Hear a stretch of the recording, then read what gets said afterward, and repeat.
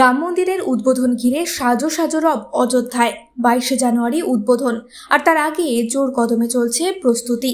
ইতিমধ্যেই বঙ্গ থেকে বহু মানুষ অযোধ্যার উদ্দেশ্যে রওনা দিয়েছেন।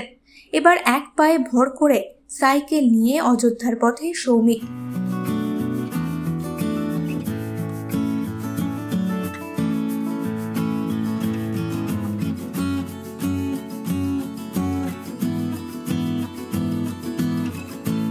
গোবরডাঙ্গার বাসিন্দা সৌমিক গোলদারের 2020 সালে পায়ে ক্যান্সার ধরা পড়ে।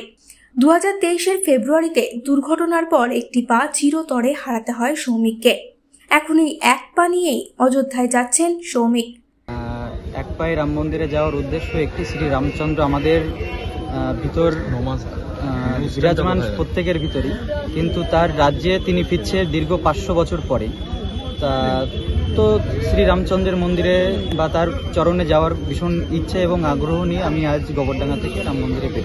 গোবরডাঙ্গা থেকে প্রায় 1000 কিলোমিটার, কিভাবে সম্ভব? এক পায়ে কিভাবে সাইকেল চালিয়ে যাবেন?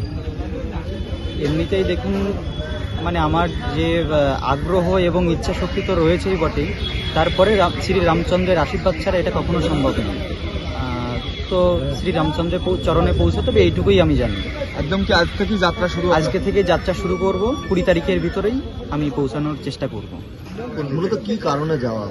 শ্রী রামচন্দ্রর কে দর্শন করা, দেখা, এটাই। কিভাবে পা হারালেন আপনি? আমার 2020-তে আমার টিউমার ক্যান্সার হয়, রক্ত জমে। তো তারপরে মোটামুটি কেমোথেরাপি, রেডিয়েশন দিয়ে আমি মোটামুটি সুস্থ থাকি দীর্ঘ 2 বছর। 2023-এ ফেব্রুয়ারিতে আমি স্কুটি নিয়ে পড়ে যাই। পড়ে যাওয়ার পরে যে রডটা লাগানো ছিল পায়ে, ওখান থেকে ইনফেকশন শুরু হয়। তো প্লাস্টিক সার্জারি থেকে শুরু করে বিভিন্ন অপারেশন করাতে আমার পাটা টেকে না।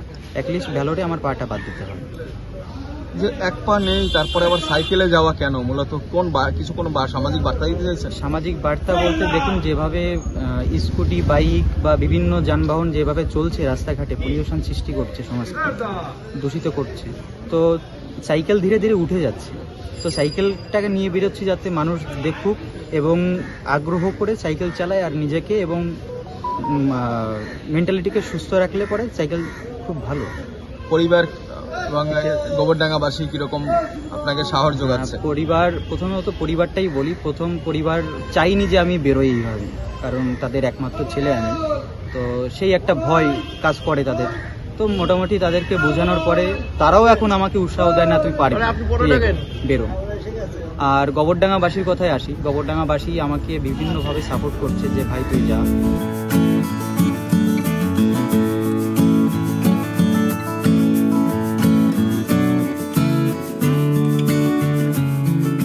তাকে সাহায্যের জন্য সঙ্গে যাচ্ছেন তার এক বন্ধুও।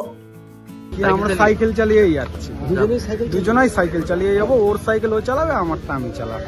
ওনার কি শারীরিক সমস্যা রয়েছে? ওর শারীরিক সমস্যা, একটা পা নেই। ওর কি হয়েছে?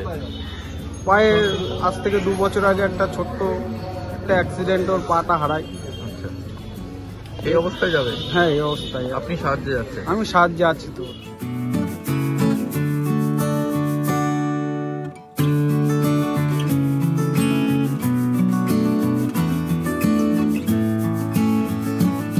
এই সময় ডিজিটাল।